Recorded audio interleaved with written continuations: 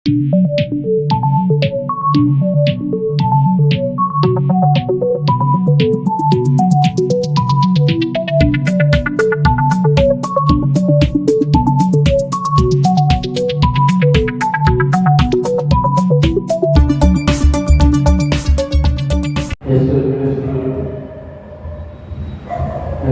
శ్రేష్ఠ గ్రామంలో పొడిచిన అందరికీ వందనములు తెలియజేస్తున్నా.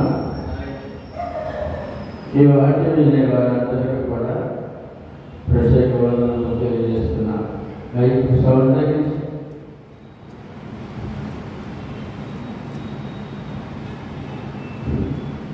బైబిల్ తరగతి, బైబిల్ వాక్య పఠనము, వాక్య ధ్యానము, రోమిలకు రాసిన పత్రిక 12వ అధ్యాయము 1 నుంచి 7 వరకు ధ్యానించండి. గత వారము అందులో 2వ వచనం మరోసారి జ్ఞాపకం చేసుకుందాం.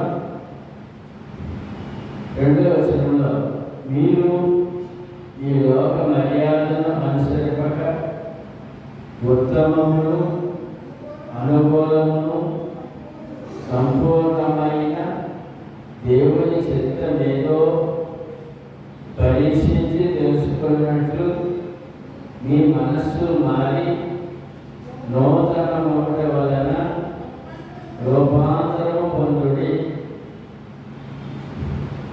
ఇక్కడ మనస్సు మారి నూతనపరచబడి రూపాంతరం పొందుడి 3 సంగతులు ఉన్నాయి. ప్రతి మానవుడు తన మనస్సు మార్చుకోవాలి, మనసు నూతనపరచబడాలి. అంటే ఆ వ్యక్తి రూపాంతరం పొందాలి. అనగా ఈ రూపాంతర ప్రక్రియ గొంగల పురుగు అది రూపాంతరం చెంది సీతాకోక చిలుకగా మారుతుంది. రూపాంతరం చాలా ప్రాముఖ్యమైన వచనం, సర్వలోకానికి ప్రాముఖ్యమైన వచనం. మీ మనస్సు మారి నూతన మగుట వలన రూపాంతరము పొందుడి. అంటే గొంగల పురుగు రూపాంతరం పొంది సీతాకోక చిలుక అవుతుంది. మరి గొంగల పురుగు ఉన్నప్పుడు దాని రూపము చాలా చిరాకు కలిగించే రూపము. ఆ నలుపు పాపానికి గుర్తు. దాని మీద ముళ్ళు, పెద్ద ముళ్ళు, చిన్న ముళ్ళు ఉంటాయి. ఆ ముళ్ళు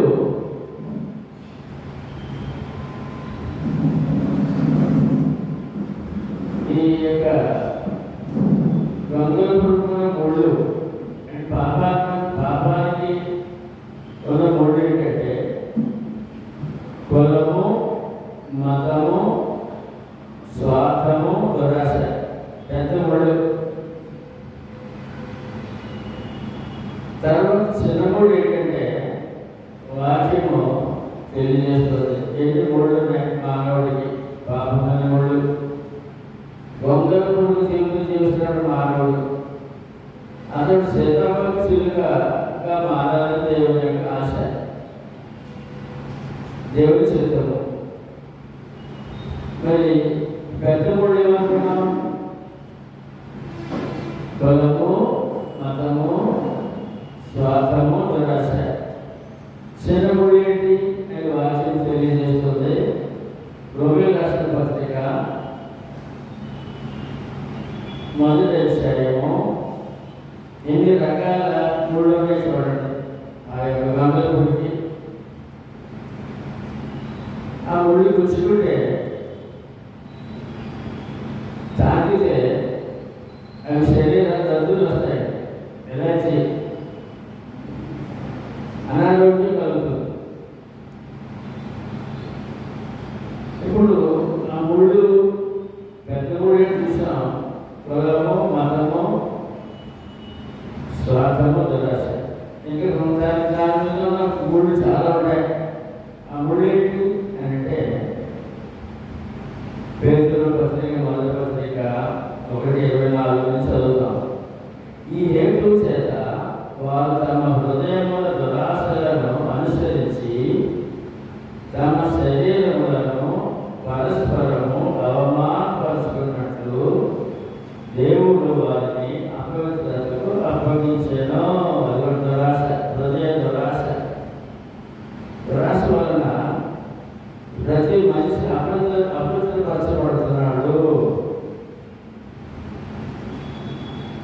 25 అట్టి వారు దేవుని సత్యమును అసత్యమునకు మార్చి సృష్టికర్తకు ప్రతిగా సృష్టమును బోధించి సేవించేది యుగముల వరకు ఆయన స్తోత్రారుడై ఉన్నాడు. ఆమేన్.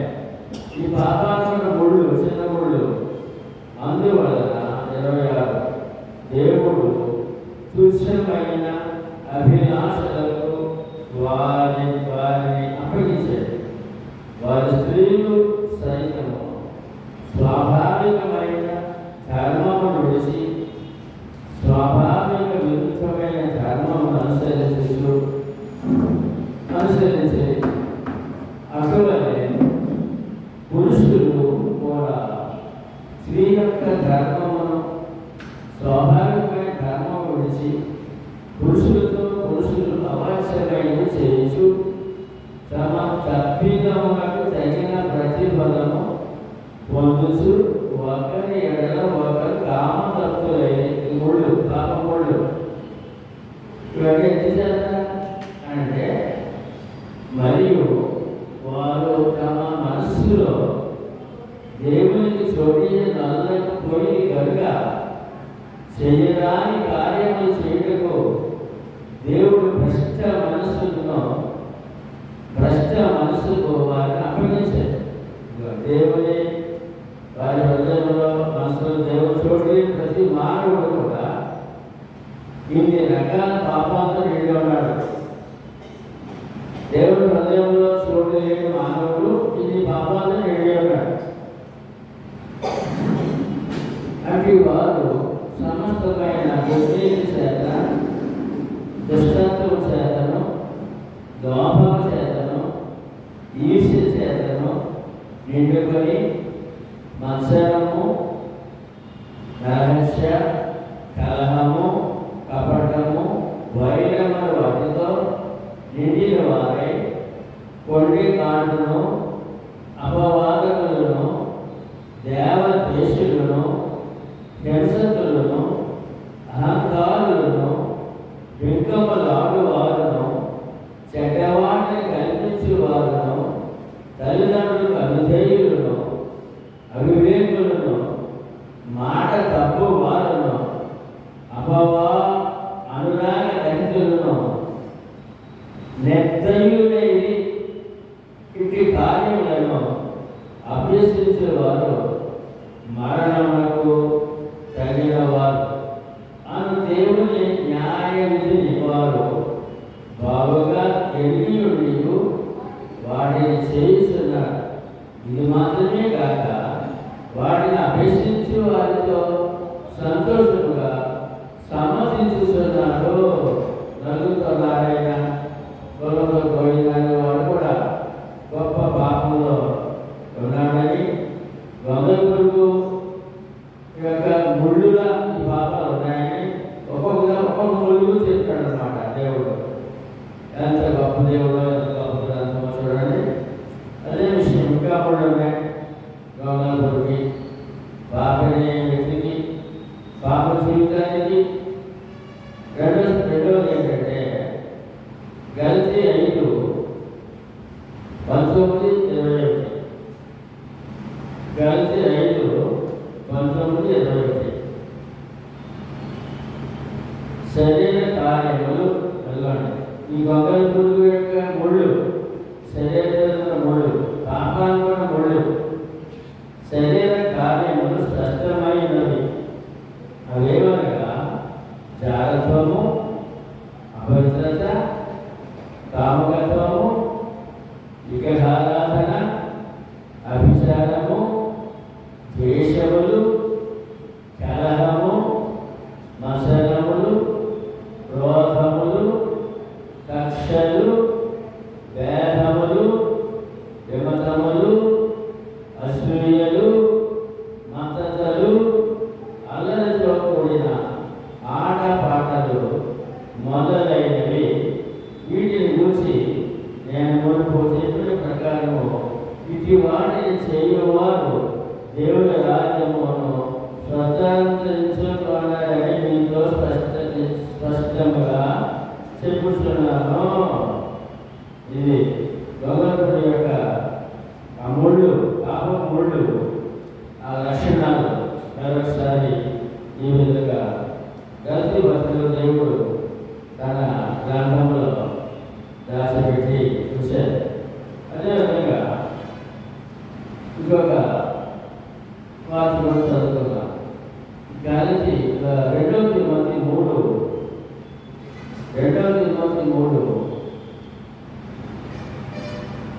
1-6.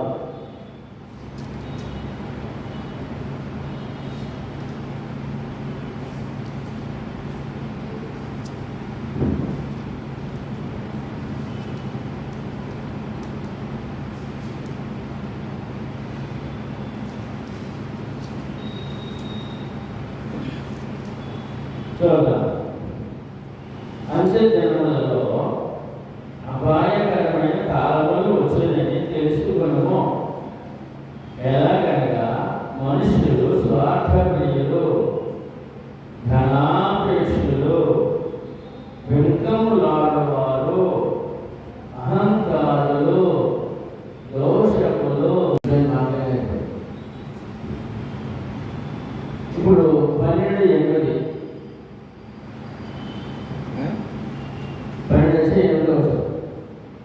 రామ 12:7 వరకు ధ్యానించాము. పోయిన వారం 2వ వచనము మనం జ్ఞాపకం చేశారు. లోపాంతరం అనే మాట వరకు మనం జ్ఞాపకం చేశారు. ఎన్ని ముళ్ళు ఉన్నాయి? పాపముళ్ళు, పాపం మీద అనే విషయం.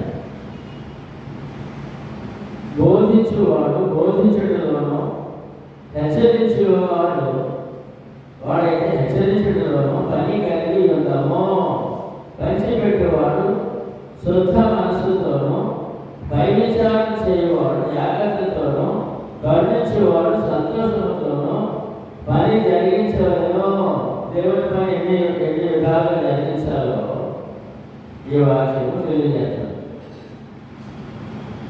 2 కొరింథీ పత్రిక 8వ అధ్యాయము 2వ వచనంలో, వారు నిరుపేదలైనను దేవుని సేవకు సమయము బహుగా కానుకలు ఇచ్చి దేవుని పని జరిగించిరి.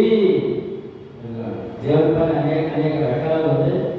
అన్ని రకాలుగా కూడా దేవుని పని చేయాలి. ఎందుకంటే దేవుని పని చేయటకే మనలను ఏర్పరుచుకున్నారు. 2 కొరింథీ 9:13 కూడా క్రీస్తు సువార్తకు లోబడి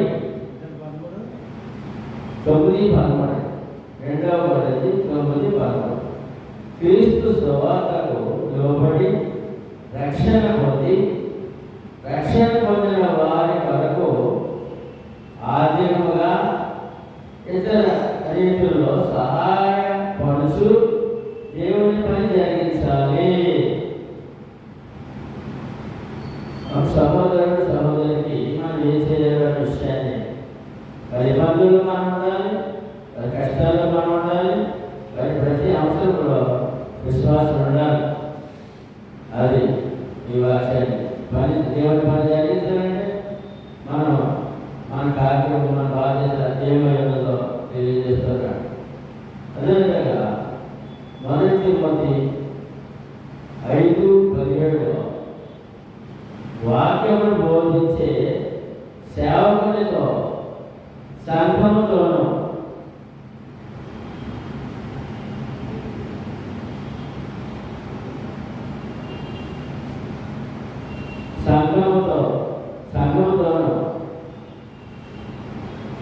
ప్రేమ కలిగి ప్రేమతో గౌరవించి సమయమును ధనమును వెచ్చించి దేవుని పని జరిగించాలి.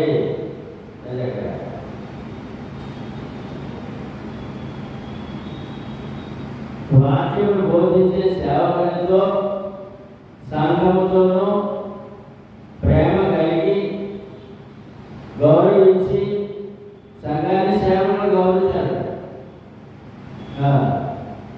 అది ప్రత్యేకమైన పని.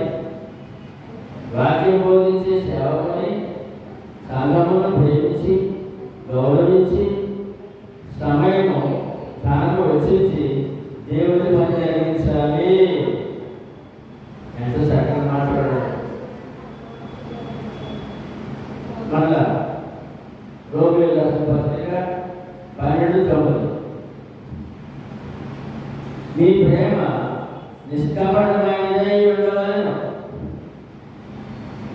విశ్వాస ప్రేమ ఎలా ఉండాలంటే కపటమే ప్రేమ ఉండాలంటే చెడ్డదాన్ని ఆశ్రయించుకొని మంచిదాన్ని హత్తుకొని ఉండవలెను అనే మాట అక్కడ చెప్పబడుతుంది.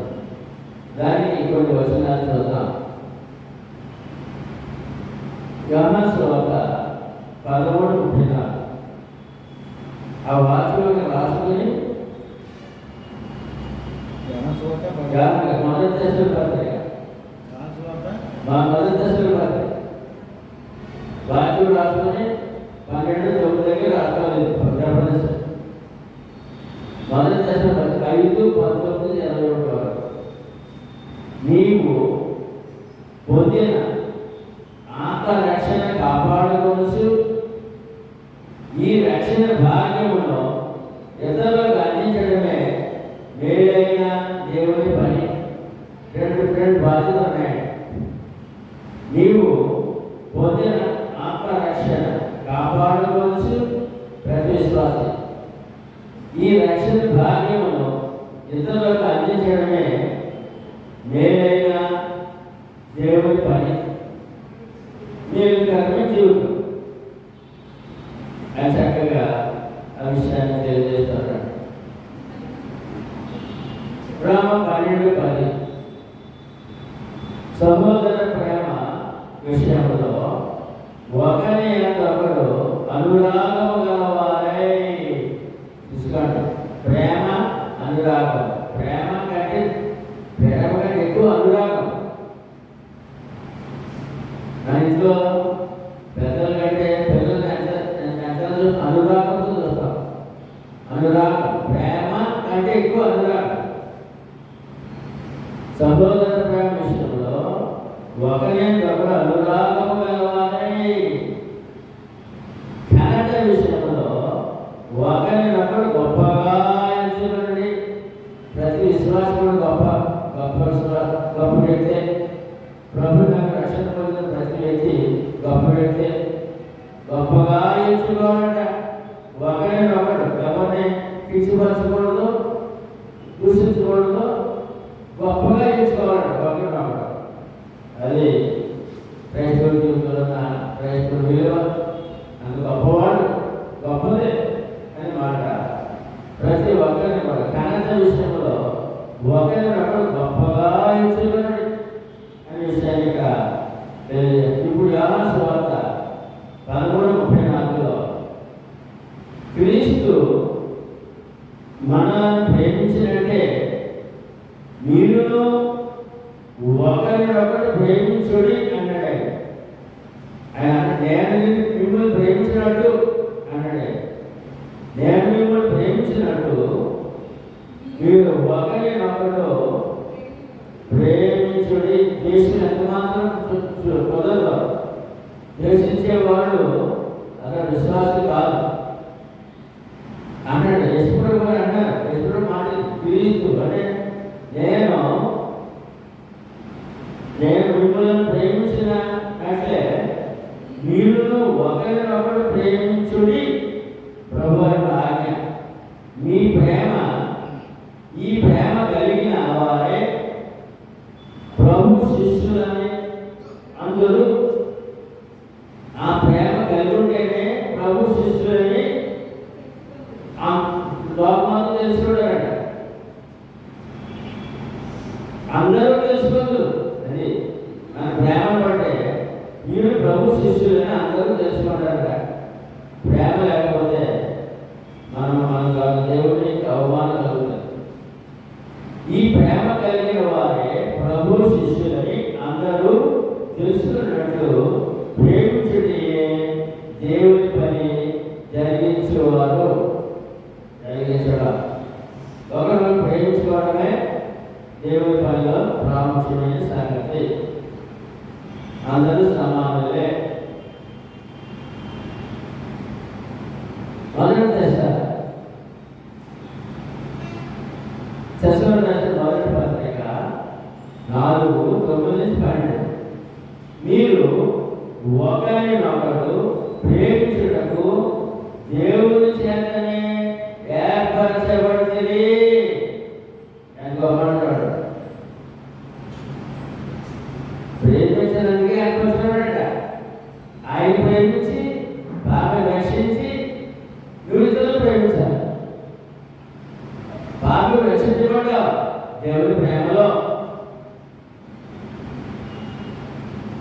మీరు ఒకరినొకరు ప్రేమించుటకు దేవుని చేతనే ఏర్పరచబడుతుంది అని ప్రభువారు పరిశుద్ధాత్మ తెలియజేస్తున్నాడు. హెబ్రీయులకు రాసిన పత్రిక 13:1 సహోదర ప్రేమ నిలువరముగా ఉండని ఈ ప్రేమ గంటకో రోజుకో వారానికో నెలకో కాదండి, శాశ్వతంగా ఉండాలంట. సహోదర ప్రేమ నిలువరముగా ఉండని ఆతిథ్యము చేయమరొకడి. ఒక విశ్వాసం చూసినప్పుడు మొక్క తీసుకోవడం కాదు, ప్రేమకు ఆహ్వానించి వారు కనపడితే నా రక్త సంబంధి అన్నట్టుగా, క్రీస్తు రక్త సంబంధి అన్నట్టుగా మన బంధువులు వచ్చినప్పుడు ఏ విధంగా ఆతిథ్యం ఇస్తామో వారికి ఆ విధంగా ఆతిథ్యం అన్న దేవుడు. సహోదర ప్రేమ నిలువరముగా ఉంటే శాశ్వతంగా ఉండాలంట. మరి ఒకరికొకరు ఆతిథ్యం చేయండి అన్నాడు. మర్చిపోతుంది అంటాడు. ఎవరైనా ఇంటికి వచ్చారు మన దగ్గర వచ్చినప్పుడు వారు కూర్చోబెట్టి ప్రేమ భావించి వారి మంచిగా ఎట్టియో కాకపోతే ఆ ఫోటో భోజనము ఇవన్నీ రైతుడు కైతుడు. ఇది దేవుని ప్రేమ. ఫిలిప్పీ పత్రిక 2:3-4 తనను తాను హెచ్చించుకునేవాడు తగ్గించుకొని వినయమైన మనసు గలవాడై ఒకరినొకడు తనకంటే యోగ్యుడిని ఎంచుచు. అది విశ్వాసం ఉందన్నమాట. ఒక విశ్వాసం అన్నాడు, నాకంటే గొప్ప వ్యక్తిత్వం రక్షణ పొందాడు, నాకు సహోదరు ఉంది, ఈ నాకంటే గొప్పది రక్షణ పొందింది నాకంటే ముందు విశ్వాసం ఉంది అనే ప్రేమతో తనను తాను హెచ్చించుకోకుండా రైతులు ఎప్పుడు ఏసులు హెచ్చించుకోకుండా తగ్గించుకోవాలి. వినయమైన మనసు కలిగిన వారే ఒకరినొకడు తనకంటే యోగ్యుడిని హెచ్చించు, తన సొంత కార్యములు మాత్రమే కాక ఇతరుల కార్యములు కూడా చూడవలెను. ఎవరికైనా సంఘంలో ఏదైనా అవసరం ఉంటే మన సొంత పని వారు కూడా మన సహకరించే వాళ్ళమై ఉండాలి. సహకరించే స్థితిలో ఆలోచనతో మనసుతో ఉండాలి అని చెప్పి ఇక్కడ ఏ విధంగా తెలియజేస్తున్నారు. అదే మాట మళ్ళా మొదటి పేతురు 2:17 అందరినీ సన్మానించుడి. ఏ గొప్ప మాట అండి. అందరినీ గౌరవించాలంట.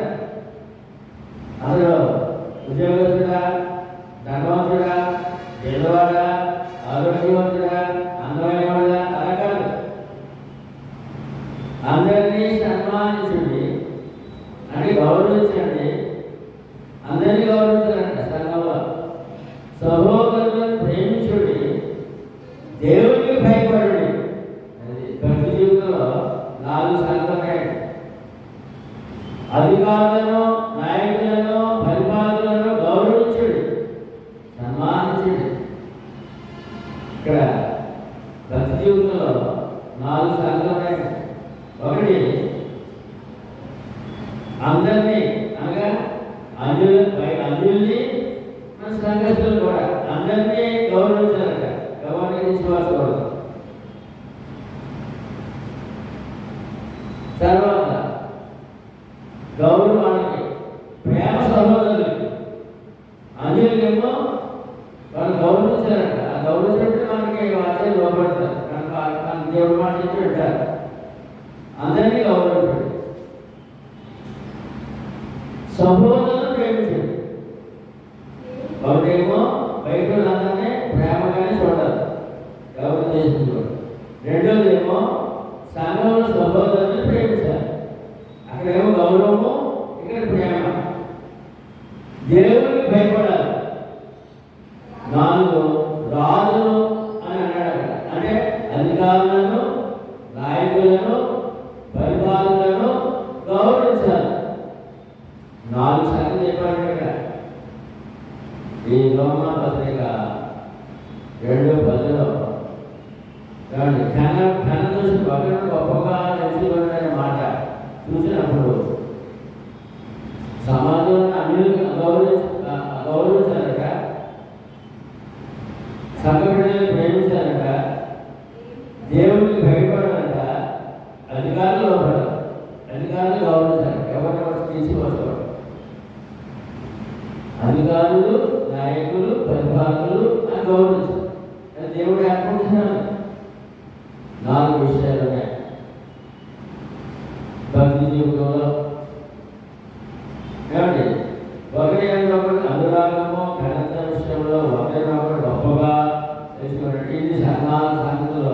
అన్యులను గౌరవించాలి, సంఘటనలను ప్రేమించాలి, దేవుడు భయపడాలి, అధికారులకు గౌరవ సన్మానం చేయాలి, గౌరవప్రదంగా ఉండాలి, కొన్ని మాటలు పడాలి. ఇప్పుడు రోమా 12:11 ఆసక్తి విషయంలో మాంద్యులు కాక ఆత్మయందు తీవ్రత గలవారే ప్రభువును సేవించుడి. అది ఆసక్తి ఉండాలంట. ఆసక్తి మందగొడ్డు ఉంటాడ, భక్తులు ఉంటాడ, చూద్దామని చేద్దామని వెళ్దామని, ఆరాధన కానీ, సేవ విషయంలో కానీ, కోట విషయంలో కానీ ముందుండాలంట. మందగొడ్డు ఉండాలంట. ఆసక్తి విషయంలో మాంద్యులు కాక ఆత్మయందు తీవ్రత గలవారే. ఆత్మలో తీవ్రత ఉండాలంట. ఆ పని చేయ, దేవుడు పని చేయాలి. ప్రభువును సేవించుడి అనే విషయాన్ని చాలా చక్కగా తెలియజేస్తుంది. దీనికి అపోస్తలుల కార్యములు 18:24-25లో అపోలో అనే ఒక యువకుడు అతడు ప్రభువు మార్గం విషయమై కానీ ఉపదేశము పొంది ఆత్మయందు తీవ్రపడి ప్రేరేపించబడి అని అర్థం.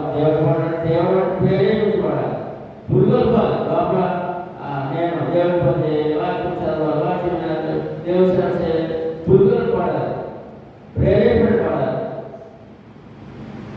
యేసుని గురించిన సంగతులు వివరముగా చెప్పి బోధించు ఉన్నాడట.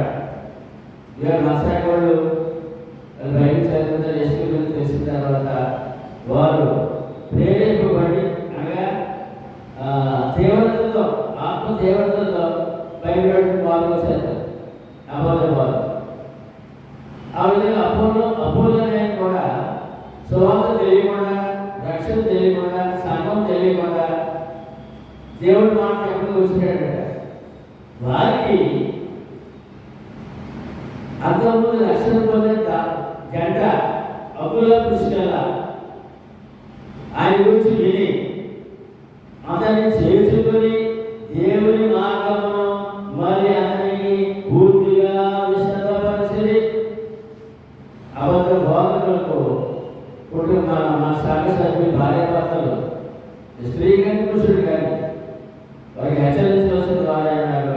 ఈ మార్గం గురించి విపులంగా చెప్పవలసిన బాధ్యత మన మీద ఉందని అప్పుల పుష్కల జ్ఞాపకం చేస్తున్నారు.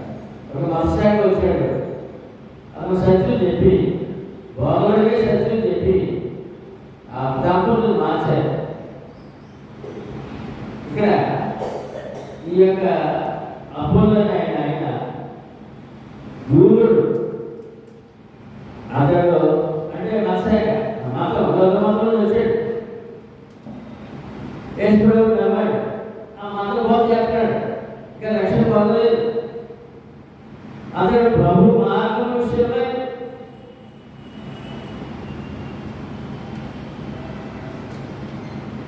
ఉపదేశము పొందాడంట. ఆ దానిని క్రీస్తు సంఘ సభ్యులు అకులా పుష్కల ఈ యోగ మతస్థుడికి సత్య మార్గాన్ని చెప్పి బలపరిచి క్రీస్తులోకి క్రీస్తు మార్గంలోకి పరిపరిగా నడిపించారు. అది వేళ మన మీద కూడా ఆ బాధ్యత ఉంది. మతస్థులు, మతశాఖ వారు అనేక రకాల భక్తులు ఉన్నారు.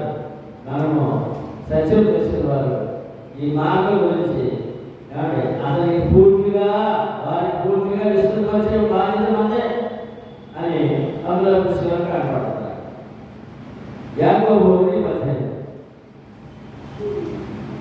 సత్యవాక్యం వలన దేవుని కన్నబిడ్డలు అవుతారు కనుక వాక్యం బోధించాలి. ప్రతి విశ్వాసం కూడా వాక్యం బోధించాలి.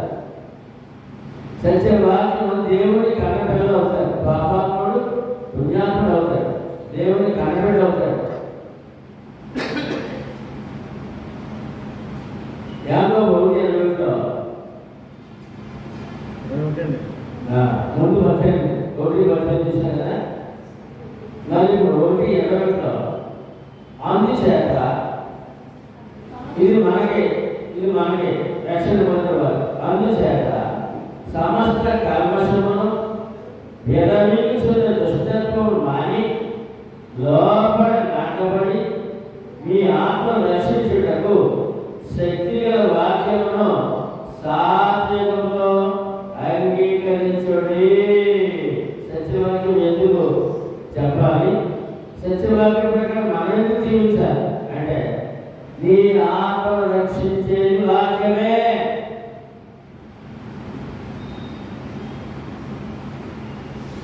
అంటే మనలో క్రైస్తవుడు కల్మషం ఉందంట, గర్వయుక్తులు దుష్టత్వం ఉందంట.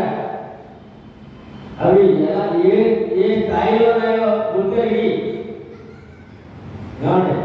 శేతవతికి అందాలు కనపడదు తప్ప రక్షణ పొందిన వాడికి గొంగల్పూరి గుడి కనపడకూడదు, గొంగల్పూరి నలుపు కనపడకూడదు. అదనమాట శేతవతికి అందాలు అది గొప్ప అందమై అనే విషయాన్ని ఈ మధ్య రక్షణ పొందిన వారు అందరూ చెప్పండి. అందుచేత సమస్త కల్మషమును విరమించుకున్న దుష్టత్వమును మాని అని ఉన్నాయి. క్రైస్తవులు ఉన్నాయి. అవి ఏ రీతిలో ఉన్నాయో చూసుకొని పరిశీలించుకొని దాన్ని పక్కన పెట్టారు. తీసేయక మాని చెప్పండి.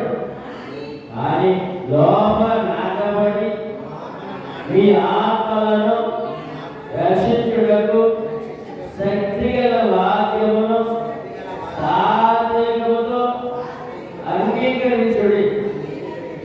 వాక్యం ఎందుకు చదవాలండి, ఎందుకు వినాలంటే ఆ వాక్యం ద్వారా మనలో లోపాలు సరిచేసుకోవాలండి. కల్మషము, దుష్టత్వము, వినవీకరణము ఏదైతే మనలో ఉందో అవి సరిచేసుకోవాలండి అనే విషయాన్ని మనం తెలియజేస్తున్నాం. రోమిలకు రాసిన పత్రిక 12:12 నీ నిరీక్షణ గలవారై సంతోషించు శ్రమయంలో ఓర్పు గలవారై ప్రార్థన పట్టుదల కలిగి ఉండుడి. క్రైస్తవుడు నిరీక్షణ గలవారై ఉండాలంట. ప్రభు రాకడ ఆయన వచ్చినప్పుడు నాకు వాగ్దానం చేశారు, నేడు స్థలంలో నిరోధ రాకడ మరలా వచ్చి నా యోధులకు మిమ్మల్ని తీసుకువెళ్తారు పర్లోకం అన్నారు. అది నిరీక్షణ క్రైస్తవుడు. ఏముందండి, ఏం జరిగిందండి, ఏమి చేయడం కాదు. ప్రభు యొక్క వాగ్దానం నిరీక్షణ. రెండోసారి వస్తారు, తీసుకుని వెళ్తారు, నేను దానికి రెడీగా ఉన్నానని చెప్పాలి.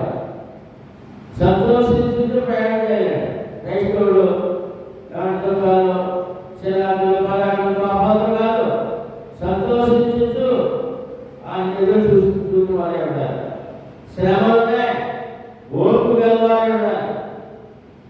ప్రార్థన ఏంటో పట్టుదల కలిగి యుద్ధి యాత్రపడుతున్నాడు. ఎపిసోడ్ పత్రిక 6:18. ప్రతి సమయములో ప్రతి విధమైన ప్రార్థనను విజ్ఞాపనను చేయించు పూర్ణమైన పట్టుదలతో ప్రార్థన దేవుడి సర్వాంగ కవచములలో ఒక ఆయుధము, సాధనము ప్రార్థన.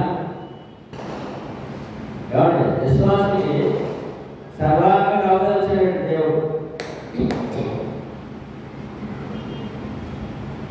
విశ్వాసానికి సర్వాంగ కవచాలు అందులో ప్రార్థన ఒక ఆయుధము, ఒక సాధనము. పట్టుదలతో అందులో ఇక్కడ కూడా అదే మాట రాస్తున్నాడు. తర్వాత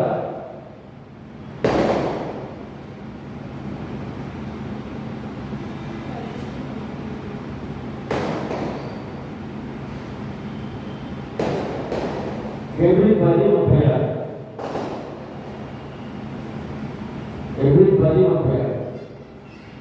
మీరు దేవుని చిత్తమును నెరవేర్చిన వారి వాగ్దానం పొందిన నిమిత్తము మీకు ఓర్మి అవసరమో.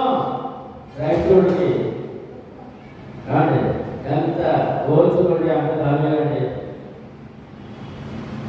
ఓరి సేవలు కానీ సహోదరులు కానీ ఓర్మి అవసరం. మీరు దేవుని చిత్తం నెరవేర్చాలంటే వాగ్దానం నెరవేర్చే వాగ్దానం మనకు ఏంటి? వాగ్దానము నేను స్థలంలో అనమాట. పొందిన నిమిత్తము మీకు ఓర్పు అవసరము. ఓర్పు లేని విశ్వాసి తన విశ్వాసం కాపాడుకోలేరండి. ఓర్పు క్రైస్తవురాలు సహోదరులు ఓర్పు కలవారు ఉండాలని ఈ వాక్యం మనకి తెలియజేస్తుంది.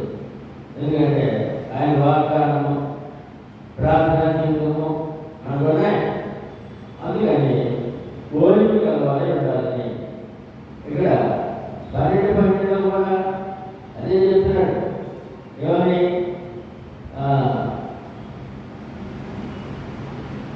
ఓర్పు గలవారే అంటాడు. ఓర్పు గలవారే ప్రార్థన పట్టుదల కలవాడు అంటాడు. అదే హెబ్రీయులకు కూడా అదే చెప్తాడు. ఓర్పు ఎంత అవసరమైంది క్రైస్తవుడికి? ఓర్మి అవసరమో, వాగ్దానం పొందుతాము. అపొస్తలుల కార్యములు 1:13-15. వీరందరూ వీరితో కూడా కొందరు స్త్రీలను యేసు తల్లి అయిన మరియయు ఆయన సహోదరులను ఏక మనస్సుతో ఎడతెగక ప్రార్థన చేయుచుండిరి. యేసు ప్రభువారు శిలువ మరణం తర్వాత శిష్యులు కనపడ్డారు. అనేక సంగతులు వారు తెలియజేశారు. వాళ్ళ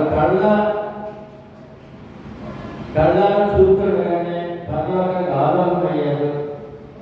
ఆలోకమైన తర్వాత ఎక్కడ మేడగదిలో రొట్టె విడిచారో ఆ మేడగదిలోనికి వాళ్ళు మన శిష్యులు వచ్చారు. వీరందరూ వీరితో పాటు స్త్రీలను యేసు తల్లి మరియయు ఆయన సహోదరులను ఏక మనస్సుతో ఎడతెగక ప్రార్థన చేసి కష్టకాలంలో ఉన్నారు.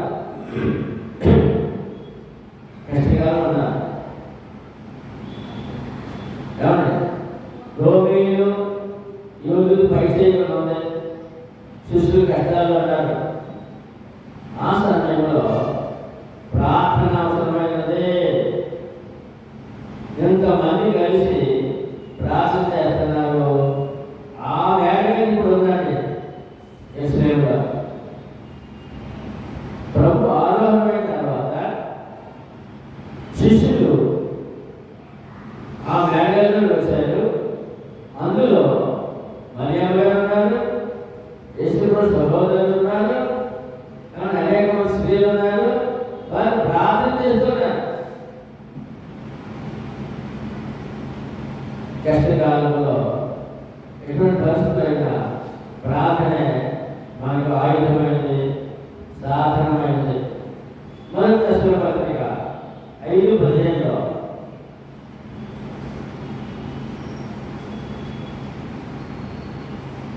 సంతోషముగా ఎల్లప్పుడూ సంతోషంగా ఉండి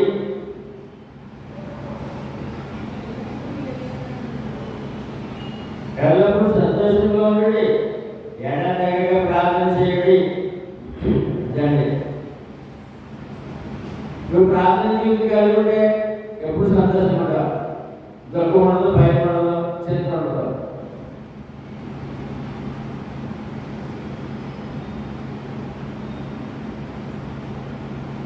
ఎల్లప్పుడూ సంతోషంగా ఉండి ఎడతెగక ప్రార్థన చేయండి. ఇంకా ఇష్టపడు ప్రార్థన జీవితం కలిగిన వారు ఎప్పుడు సంతోషంగా ఉంటారు అనే విషయాన్ని ఇక్కడ మరొకసారి తెలియజేస్తూ ఉన్నారు. ప్రార్థనలో రోమిల పత్రిక 12:13 పరిశుద్ధుల అవసరములలో పాలు పొందుతూ శ్రద్ధగా ఆతిథ్యం ఇచ్చుచుండుడి. పరిశుద్ధుల అవసరములలో పాలు పొందాలి. పాలు పొందుతూ పరిశుద్ధులు ఎవరు? మీరు చెప్పండి, పరిశుద్ధులు ఎవరు? సంఘం, రక్షణ పొందినవాడు.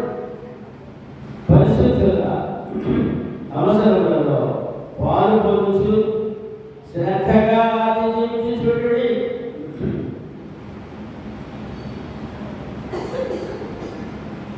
సంఘ సహోదరులు వారికి ఏమిటో ఇబ్బంది వచ్చినా, కష్టం వచ్చినా ఇంకొక సహోదరి పలికిని ఉండాలి, సహాయం ఉండాలి. ఏమండి, వారి అవసరంలో పాలు పొందాలి. శ్రద్ధగా ఆతిథ్యం చూడండి. నేను పోయిన ఆదివారం ఆంధ్రయ్య గురించి చెప్పాము. కష్టంలో ఉన్నాడు, వెంటనే అందరూ స్పందించారు. ఎందుకంటే ఈ వాక్యం పరిశుద్ధ అవసరంలో పాలు పొందుతూ శ్రద్ధగా చూడండి. ఇది బాధ్యత, సేవకులు కానీ విశ్వాసం కానీ బాధ్యత. ఇవాళ ఈ విషయంలో మనము చాలా శ్రద్ధగానే ఆంధ్రయ్య గారికి అవసరం ఉన్న వ్యక్తికి సహాయం అందించాం. అది ఆ బాధ్యత. ఫిబ్రవరి రాష్ట్ర పత్రిక 6:10 ఫిబ్రవరి మీరు చేసిన కార్యమును మీరు పరిశుద్ధులకు ఉపచారం చేసి, మీరు చేసిన కార్యం మీరు పరిశుద్ధులకు ఉపచారం చేసి ఇంకా ఉపచారం చేయుచుండుట చేత తన నామమును బట్టి చూపుకునే ప్రేమను మనుషులకు దేవుడు అన్యాయస్తుడు కాదు. ఆయన చూసేవాడు, వినేవాడు, మాట్లాడేవాడు. మన సేవ చూస్తాడట.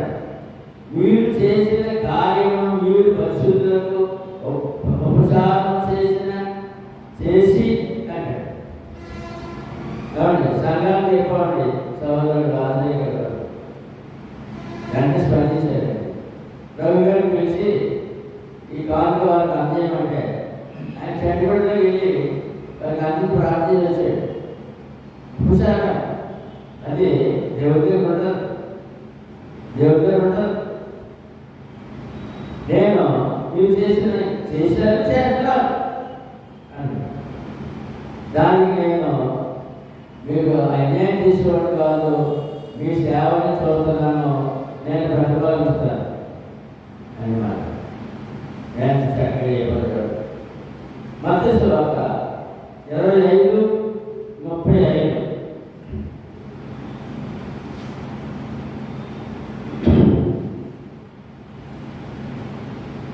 నిన్న ప్రాణంగా గురించి సడన్గా తెలిసినప్పుడు వెంటనే సోదరులు స్పందించి వెళ్ళారు కదా, వెళ్ళారా ప్రాణం అది ఏమంటారు, వాళ్ళు కోరారు పరిశుద్ధ అవసరంలో పాలు పొందుతున్నట్టుగా వారిని పరామర్శించారు. చాలా అవసరం. 25:35 నేను ఆకలి కొట్టిని, మీరు నాకు ఆహరించింది, నేను ఆకలి కొట్టింది, మీరు నాకు భోజనం పెట్టింది, తప్పికొంటిని, నాకు దాహమించింది, పరదేశమే ఉంటుంది, నన్ను చేర్చుకోండి, దిగబడిగా ఉంటుంది, నాకు పట్టలించింది, రోగిగా ఉంటుంది, నన్ను చూడవచ్చింది, చెరసాలలో ఉంటుంది, నా యొక్కకు వచ్చిందని చెప్పాను. యేసు ప్రభువులు ఈ సేవ గురించి మాట్లాడు. సహోదరుల సేవ ఇతరులు ఉపకారం చేయడం అంటే ఆయన అంటాడు, నేను ఆకలి కొన్నాను, నాకు భోజనం పెట్టారు అన్నాడు. 40వ వచనంలో 37-39 వారు అడుగుతారంట, ప్రభువా నీకు ఎప్పుడు ఇవన్నీ చేశానో అడుగుతారంట. అప్పుడు ఆయన సమాధానం 40వ వచనంలో 40 మిక్కిలి అల్పులైన ఈ నా సహోదరులలో ఒకరికి నేను చేసింది కనుక నాకు చేసిందే. చూడండి, సంఘంలో ఒక సహోదరుడికి ఉపయోగపడితే వాళ్ళ అవసరంలో ఉంటే యేసు ప్రభువుకే చేసినట్టు. 40వ వచనంలో చెప్పండి మాట, మిక్కిలి అల్పులైన ఈ నా సహోదరులలో ఒకరికి నీవు చేసింది కనుక నాకు చేసింది అని చెప్పాడు. మరి ఎవరన్నా ఆలోచిస్తే యేసు ప్రభు చేస్తున్నాడు. ఎంత గొప్ప సేవ చూడండి, ఎంత గొప్ప వరమో చూడండి అనే విషయాన్ని మనము చాలా చక్కగా మనము తీసుకోవాలి. ఎవరు కష్టంలో ఉన్నా మన వంతు సహాయం అందిస్తూ ఉండాలి. అదేవిధంగా రోమిలకు రాసిన పత్రిక 14వ వచనం,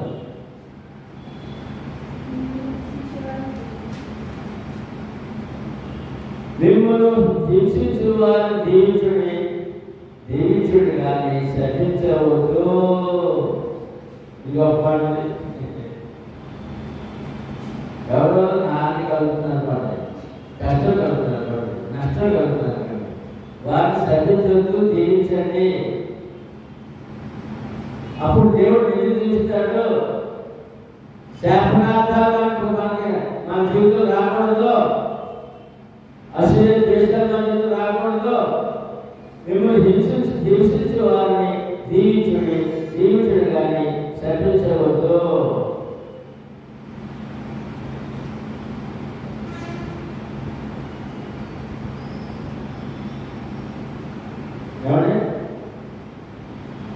లోకాసు సువార్త 6:28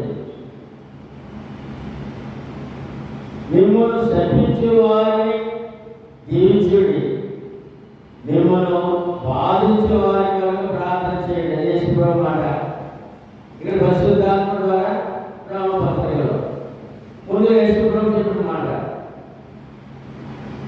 మిమ్మల్ని శపించే వారిని దీవించుడి, మిమ్మల్ని బాధించే వారి కొరకు ప్రార్థన చేయండి. ఇదే ఏ గొప్ప దేవుడు అంటే. అందుకే ఇక లోకమంతా నమ్ముతున్నారు యేసు ప్రభువు గొప్ప దేవుడు అవలేదని.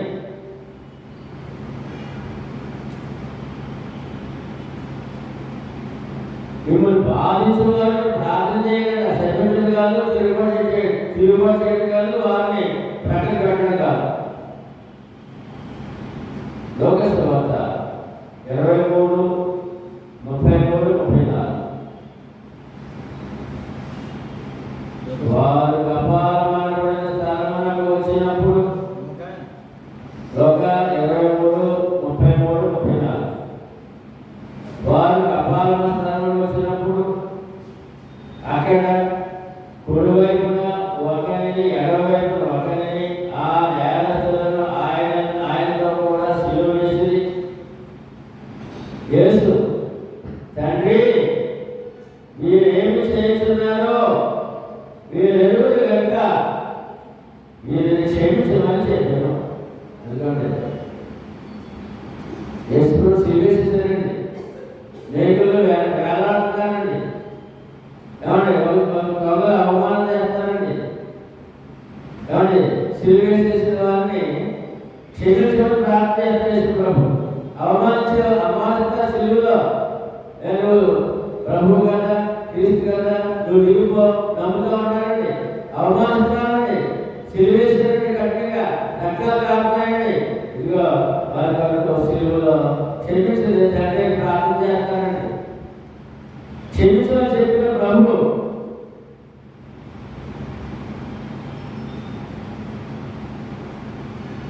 మిమ్మల్ని బాధించిన వారిని ప్రార్థన చేయమని చెప్పిన ప్రభు ఆయన బాధించినప్పుడు ఆయన ప్రార్థన చేస్తున్నాడు.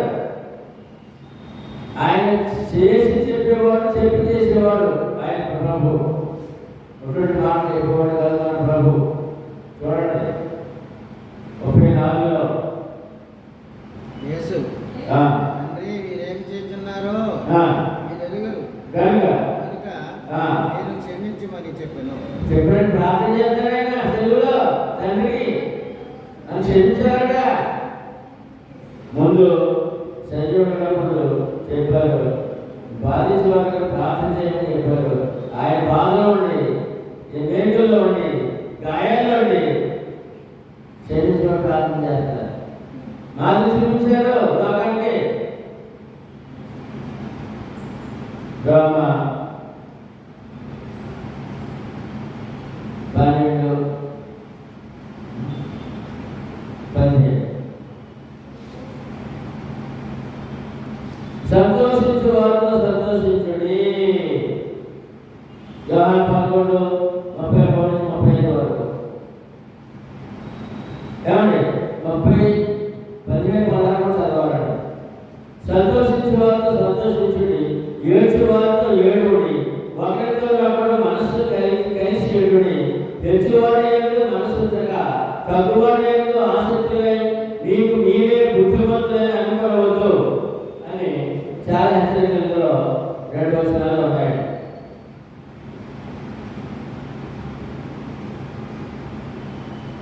చూద్దాం 15వ వచనం.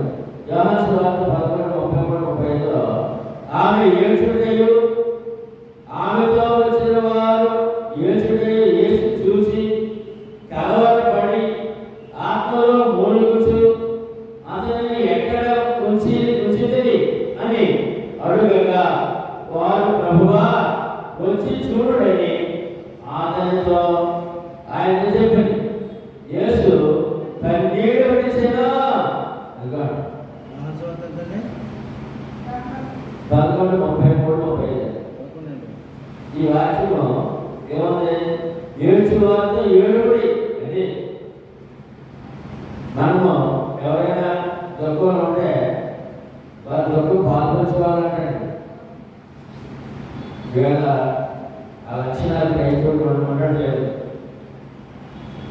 మనం ఎప్పుడు సంతోషంగా ఆనందంగా ఉన్నా మనమే ఉండాలి అని ఆలోచన తప్ప దుఃఖంలో ఉన్న వాళ్ళ గురించి ఎవరైనా ప్రభుత్వం నిర్దిష్టి వెంటనే మన అందరూ అక్కడ ఉండాలండి. సంగమం యేసు ప్రభు వెళ్ళి ఆయన కన్నీరు పెట్టాడండి. దేవుడు ఏంటంటే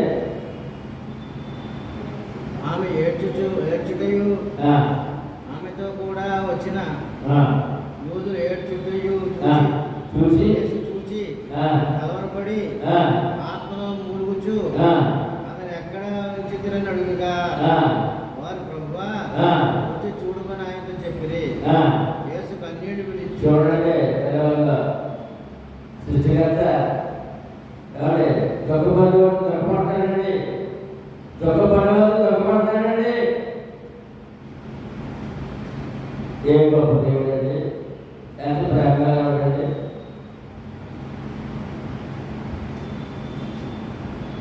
ఫిలిప్పీ 2:27 2:27 నిజముగా 27 ఆ, నిజముగా ఇతడు రోగి సావులకు సిద్ధమై ఉండెను కానీ దేవుడు అతన్ని కనికరించెను.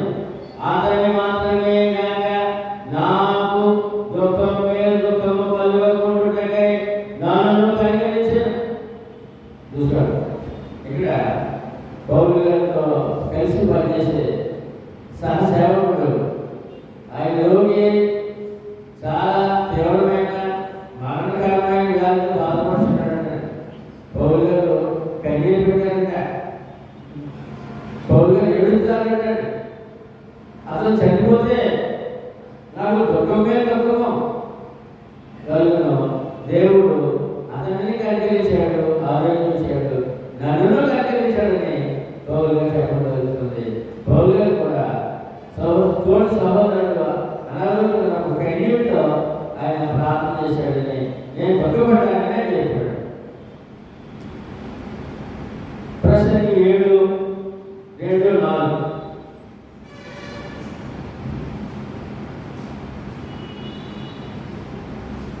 ప్రలాపించుచున్న వారింటికి పోవడం మేలు. దేశపురం వెళ్ళారు అని దుఃఖపడే వారికి ప్రలాపించుచున్న వారింటికి పోవడం మేలు. ఎలాగా మరణము అందరికీ వచ్చును. జ్ఞానుల మనసు ప్రలాపించు వారింటి మీద ఉండదు. దుఃఖపడే వారి గురించి వారితో వెళ్ళి ఆ దుఃఖంలో పాల్పడితే వారి దైవ జ్ఞానం కలిగిన వారు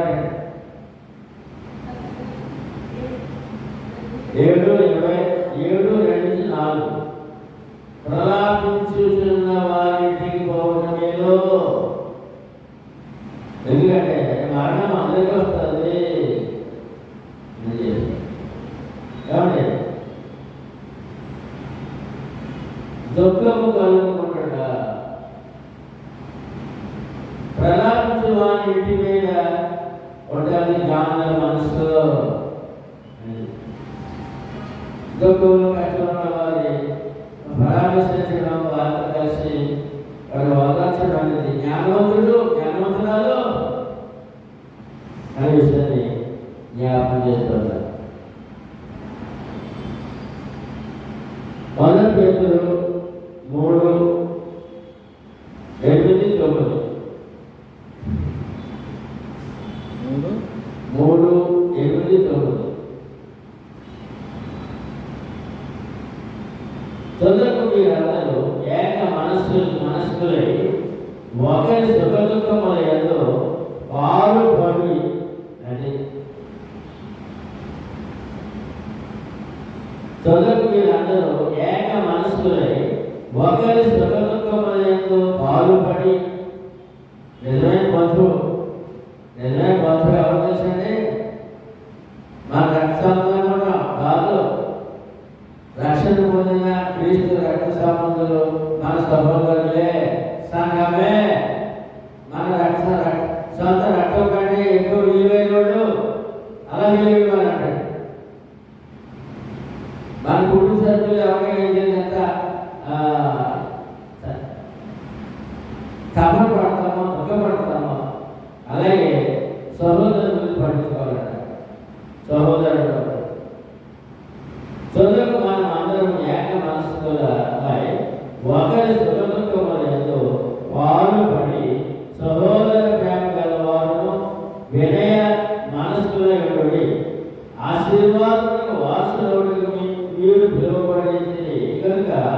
కీడుకు ప్రతికీడైనను దోషులకు ప్రతిదోషమైన చేయక దీవించుడే.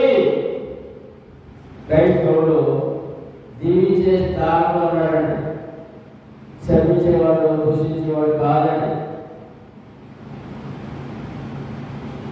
సామెతలు 3:7 ఇక్కడికో మాట ఏంటంటే, మీకు మీరే బుద్ధిమంతులు అనుకోవద్దు అన్నాడు. మాట 2:16 రోమా 2:16 మీకు మీరే బుద్ధిమంతులు అనుకోవద్దు అన్నాడు. దానికి సామెతలు 3:7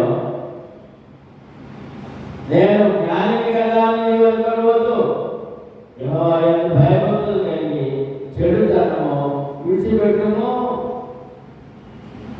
ఏమండి ఇక్కడేం చెప్తారు రామపత్రికలో? నీకు మీరే బుద్ధిమంతులని అనుకోవద్దు, నేనే మంచివాడు నేనే మంచిదాన్ని దానికి అర్థం తెలుసు అని అనుకోవడం చాలా చెడ్డదట. సామెతల్లో కూడా అదే మాట జ్ఞాపకం చేస్తాడు, నేను జ్ఞాని కదా అని నీవు అనుకోవద్దు. ఇవాళ అక్కడే పడిపోతున్నాడు మానవుడు, విశ్వాసం కూడా పడిపోతాడు. రోమా 2:17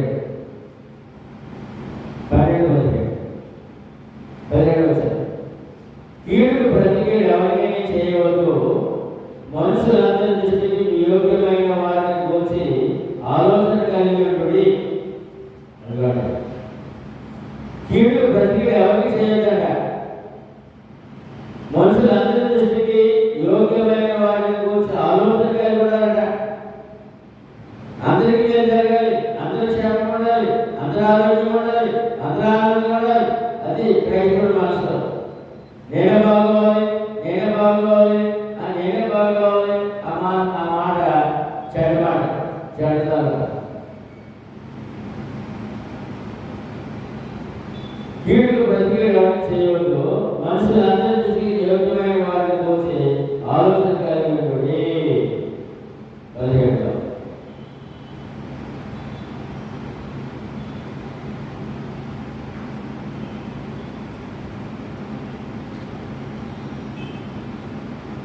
సామెతలు 20:22 కీడుకు ప్రతికీడు చేసేదనను పడవద్దు అన్నాడు. కీడుకు ప్రతికీడు చేసేదను అని అనుకోవద్దు, యెహోవా కొరకు కనిపెట్టుకొనుము, ఆయన నిన్ను రక్షించును. సామెతలు 24:29 వాడు నాకు చేసినట్లు వానికి చేసేదను, వాని క్రియ చొప్పున వానికి ప్రతిఫలించేదని అనుకోకపో.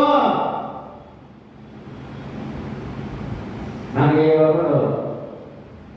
ఒకడు ఒకటే, దేవుడికి ద్రోహం చేస్తుందో దేవుడు కష్టం నేను అలాగే చేస్తాను అనుకోవడం రైతు.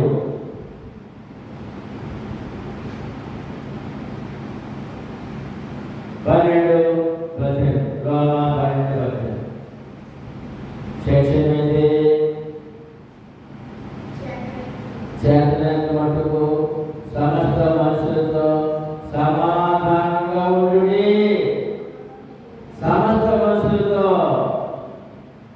అందులు కానీ క్రైస్తవుడు కానీ కుటుంబ సభ్యులు కానీ సఖ్యమైతే మీ చేతనైనంత మటుకు సమస్త మనుషులతో సమాధానంగా ఉండుడి. కలిసి 4, 5, 6 సమయం కలిసి 4, 5, 6 సమయము పోనీయక సద్వినియోగం చేసుకోవచ్చు. సంఘమునకు వెలుపడి వారి యొక్క జ్ఞానం కలిగి నడుచుకుని అన్యం పట్ల నిలబడాలంటే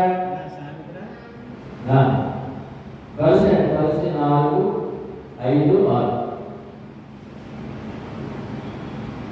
సంఘం వెలుపడి వారి పట్ల అది సంఘమునకు వెలుపడి వారి పట్ల జ్ఞానం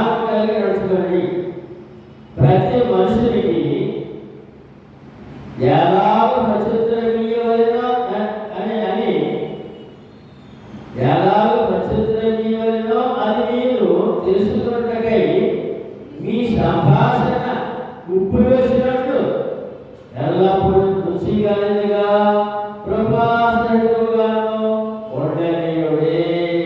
మన మాట, మన భాష, మన పలుకు చాలా జాగ్రత్తగా ఉండాలి.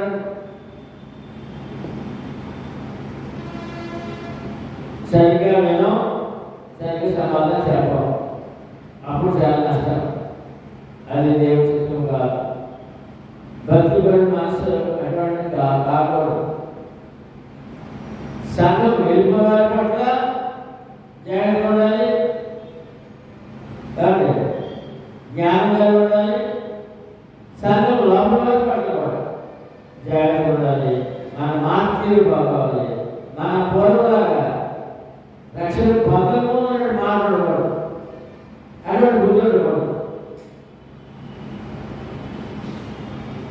ఎల్లప్పుడూ రుచి కలిగిగాను కృపాసహితముగా, అంటే వారికి మేలు కలిగిన ఉండాలి. మన మాట క్రైస్తవుడి మాట. గోపిల్ గారు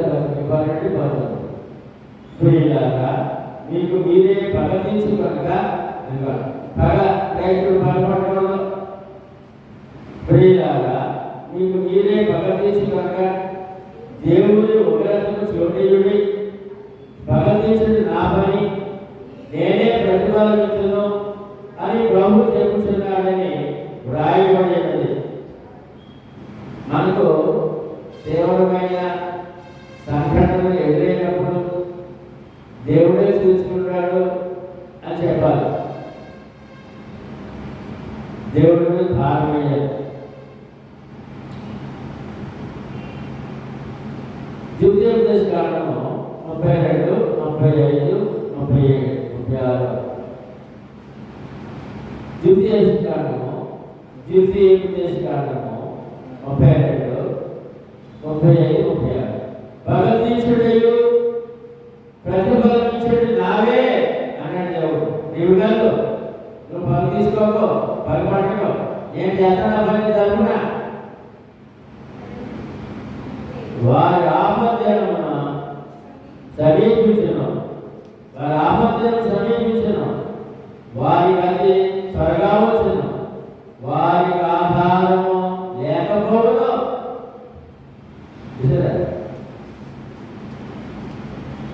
నీ మీద పగబట్టి అన్యాయం చేయడానికి వాడికి దేవుడు ఆధారం ఉన్నాడు, తోడుగా ఉంటాడండి. నీకే ఉంటాడు తోడుగా. అన్యాయమైన నీతో ఉంటాడు, నాతో ఉంటాడు తోడుగా. పగతీర్చుడా, ప్రతిఫలించుడా నావే కదా అంటాడు దేవుడు. ఇశ్రాయేలు ప్రజల విషయంలో, భక్తుల విషయంలో. కీర్తన 94, 1-2. 94, 1-2. యెహోవా ప్రతీకారం చేయు దేవా, ప్రకాశింపుము, భూలోక న్యాయాధిపతి లేము, గరిష్ఠులకు ప్రతిఫలము అన్నాడు దావీదు భక్తుడు. అంటే దేవుడి మీద భారం వేస్తున్నాడు, దేవుడి మీద భారం వేస్తున్నాడు. ఫిబ్రవరి 10:30. ఫిబ్రవరి 10:30 పగ తీర్చుడు నా పని, పగ తీర్చుడు నా పని, నేనే ప్రతిఫలమిచ్చును. నువ్వు పగబట్టకూడదు. దేవుడు అప్పగిస్తే ఆయన చూసుకుంటాడు. వారికి ఏం చేయాలో, నీకేం చేయాలో. ఏంటి వాగ్దానం చూడండి.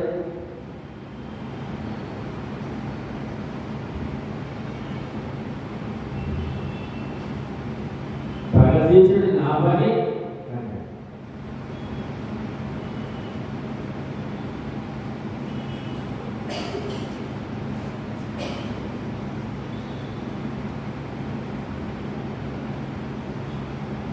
ఎందుకంటే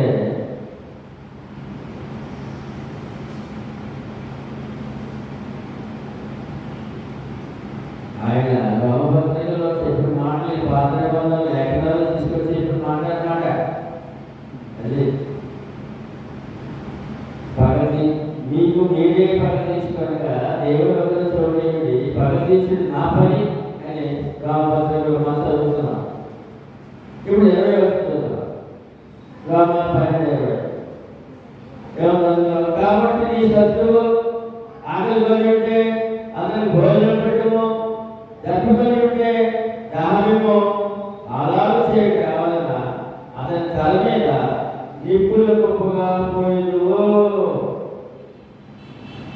సామెతలు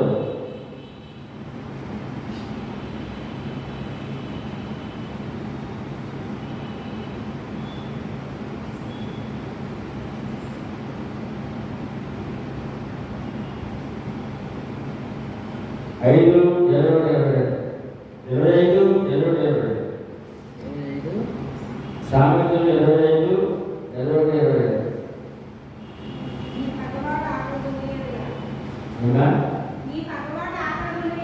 నీ పగవాడు ఆకలిగా దానికి భోజనం పెట్టి డబ్బు దానము అటు చేయడం చేత వారి తల మీద నిప్పులు గొప్పగా పోయింది. సామెతలు తీసుకొచ్చి రోమపత్రికలో క్రైస్తవుడు చెప్తున్నాడు పౌలు గారు పరిశుద్ధాత్మ చూశారు. నువ్వు అలా చేస్తే నీకు ప్రతిఫలం వస్తుంది దేవుని దగ్గర నుంచి. రోమ 12:21 కీడు వలన జయింపబడక వేరు చేత కీడు చేయించుమో అక్కడ హెచ్చరిక పత్రికలో కీడు వలన జయింపబడక. ఏమంటే కీడు చేసిన వారు మళ్ళీ కీడు చేస్తే మనకి కీడు జరుగుతుంది, నష్టం జరుగుతుంది, లాభం జరుగుతుంది. కీడు వలన జయింపబడక మేలు చేత కీడు చేయొచ్చు. గొప్ప కాబట్టి అలా చేసిన నేను ఎలా చేస్తానంటే ఇంకా కష్టాలు నష్టాలు ఇక్కడ కూడా నీకు నాకు అలా కాదట. కీడులో దేవుడు అభయం అవుతుంది కీడు కలపెడితే. అందుకని మేలు చేసి కీడు చేయొచ్చు అన్నాడు. ఒక గొప్ప సంఘటన జరుగుతుందండి. 2వ రాజుల గ్రంథము 6:21-23 వరకు. 2వ రాజులు 6:21-23. సిరియా రాజు సైన్యం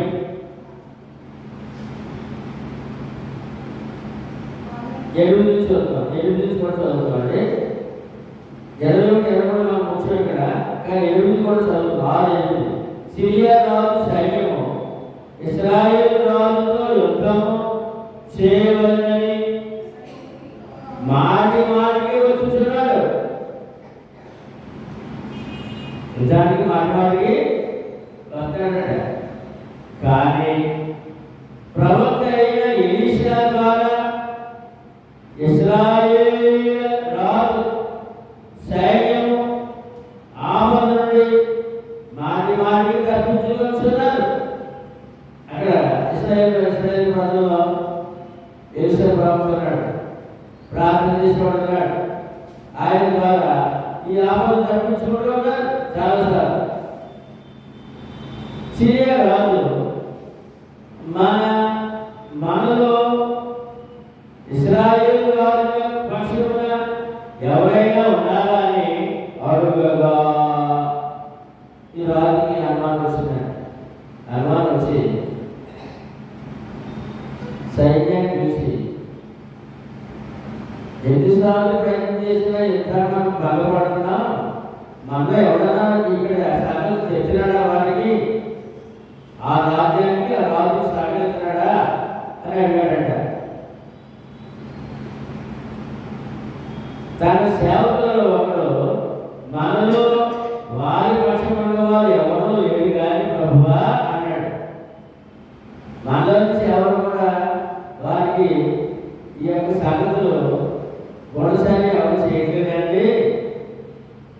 ఇశ్రాయేలులో ఉన్న ప్రవక్తలకు ఎలీషా ఉన్నాడంటే అంతఃపురమందు మీ అంతఃపురమందు మీరు అనుకున్న మాటలు ఇశ్రాయేలు రాజులకు తెలియలేదో. మీరు ఇక్కడ మాట్లాడుతున్న మాటలు ప్రవక్త ద్వారా వారికి తెలిసిపోతున్నాయండి. దివ్య దృష్టి గారి ప్రవక్త ఉన్నాడండి. ఇక్కడ ఈ రాజ్యంలో మీరు మాట్లాడిన మాటలు ఆ రాజుకి సేవ చేస్తున్నాడంటే ప్రవక్త అని చెప్పాడు.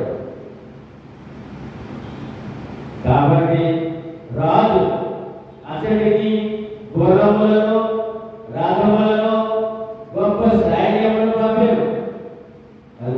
అయితే ఆ ప్రవక్తను పట్టు తీసుకొచ్చేయండి అని చెప్పగా అన్నాడంట. సైన్యం గుర్రాలు రథాలు గొప్ప సైన్యములను పంపాడు. వారు రాత్రి వేళ వచ్చి నలుదిశలను పట్టణమును పట్టుకొనగా పట్టణం చుట్టుముట్టేశారు. పోలీసులు రౌండ్ చేశారనమాట, సైన్యం రౌండ్ చేశారనమాట. ఇంకా తెలిసిన పట్టేసుకుంటే తర్వాత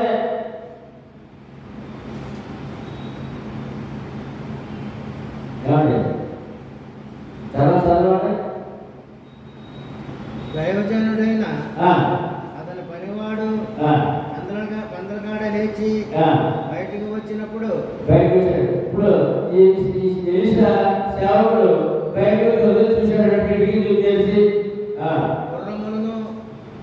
గుర్రములు రథములు సైన్యము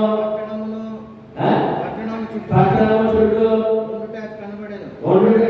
మొత్తం పట్టణం అంతా ఈ ఎలీషా ఇంటి చుట్టూ సైన్యమే కనబడుతుంది. అంతటా అతని పనివాడు అయ్యో ఏలినవాడా ఏమి చేస్తున్నామని ఆ దైవజనులతో అడగా అతడు భయపడవద్దు మన పక్షమున ఉన్నవాడు వారికంటే ఉన్నారని చెప్పి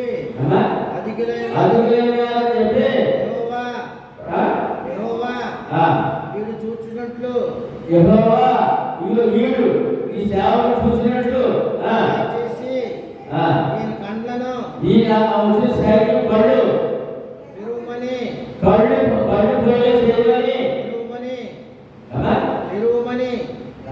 కళ్ళు తెరువమని ప్రార్థన చేయగా పనివాని కండ్లను తెరవచేసిన వాడు ఎలీషా చుట్టూను పర్వతము అగ్ని రథముల చేతను ఉండి ఉండుట చూచెను. ఆ దండువారు సమీపించినప్పుడు ఎలీషా ఈ జనులలో అంధత్వముతో మొత్తమని యెహోవాను వేడుకొనగా ఆయన ఎలీషా చేసిన ప్రార్థన వారిని అంధత్వముతో మొత్తెను. ఈ గుర్రాల మీద రథాల మీద కొన్ని వేల సైన్యం వచ్చారండి. ఎలీషాను పట్టుకొచ్చాక రాజు తీసుకెళ్ళిపోతారు. వాళ్ళందరూ కూడా గుడిగోడు అయిపోయారు. అప్పుడు వీళ్ళందరూ చాలా ఉదయమే వీళ్ళందరూ తీసుకెళ్ళి 4 గంటలకు తీసుకెళ్ళాడు. ఇశ్రాయేలు రాజు తీసుకెళ్ళాడు. ఇప్పుడు చదవండి. అంటే అప్పుడు 21-23 చదవండి. అంత ఇశ్రాయేలు రాజు వారిని పారచూసి నాయనా నేను కొట్టుదునా అని ఎలీషాను అడుగగా ఒకసారి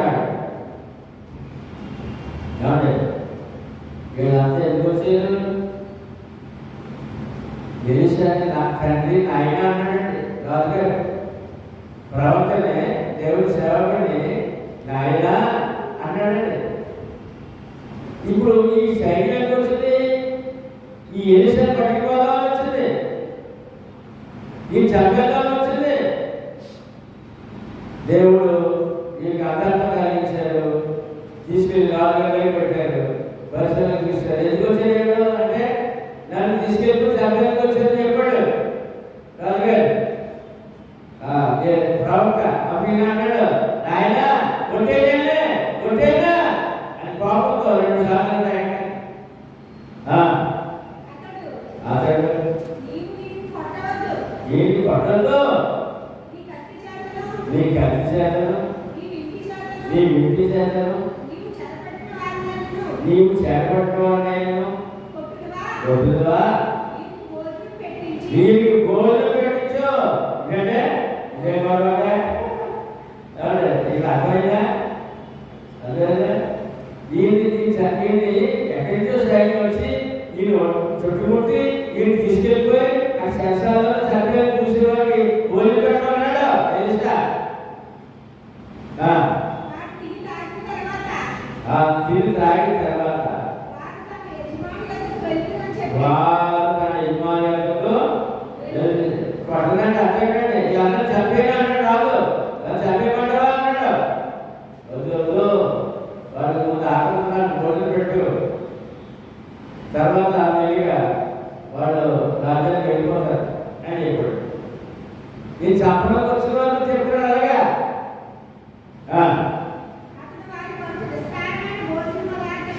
ఏంటంటే అతను రాజుగారు అక్కడ వారి కొరకు విస్తారమైన భోజన పదార్థాలు సిద్ధపరచగా వారు అన్నపాలు కూర్చుని రాజు సెలవు పొంది తమ యజమానులతో పోయేది. అప్పటి నుండి సిరియను దండు వారు ఇశ్రాయేలు దేశంలోకి వచ్చి మారిపోయాను.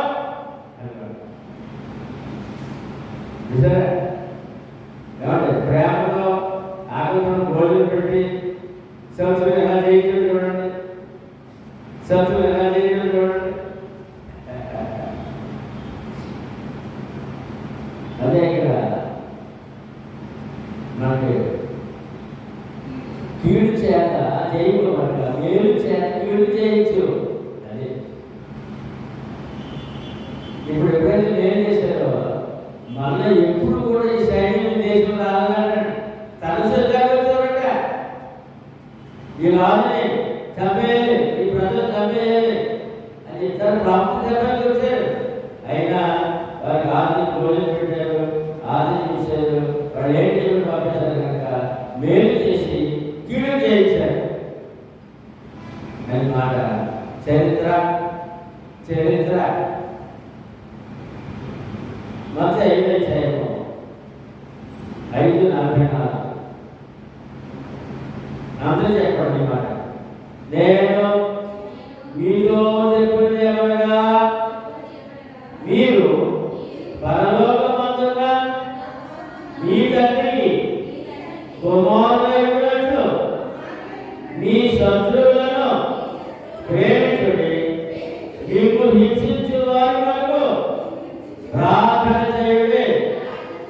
అంతేత కీడు వలన జయింపబడక మేలు చేత కీడును జయించదమో అని మాట. క్రైస్తవులు ఈ పాటిస్తే ఎంత గొప్పవాడో, ఎంత ఆశీర్వాదమో, ఎంత మేలో, ఎంత నెమ్మదో, ఎంత సుఖమో, ఎంత ఆనందమో ఆ క్రైస్తవ జీవితం అని ఈ లోకల్ పత్రిక ఏంటి విషయాలు మనకి నేర్పిస్తుందో, ఎంత గొప్ప దేవుడు ఉన్నాడో మీరుగా పని తీసుకోవడం నాకు అప్పగించండి.